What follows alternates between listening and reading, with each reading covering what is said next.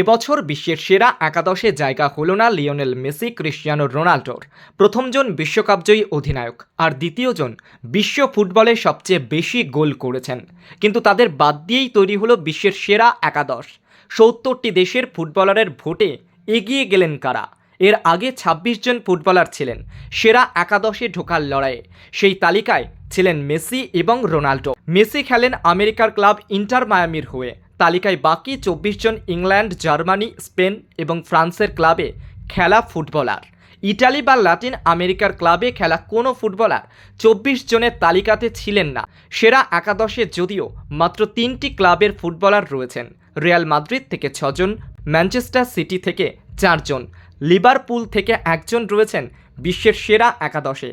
প্রথমে ২৬ জনের যে তালিকা প্রকাশ করা হয়েছিল, সেখানে স্পেনের ক্লাব রিয়াল মাদ্রিদের ৮ জন ফুটবলার বিশ্বের সেরা একাদশে ঢোকার দৌড়ে ছিলেন।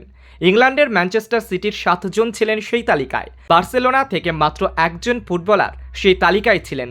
সেরা একাদশে সেই সব ফুটবলার রয়েছেন যারা নিজেদের বিভাগে বেশি ভোট পেয়েছেন। গোলরক্ষক, ডিফেন্ডার, মিডফিল্ডার, স্ট্রাইকার, এই ৪টি ভাগে ভাগ করা হয়েছে ফুটবলারদেরকে।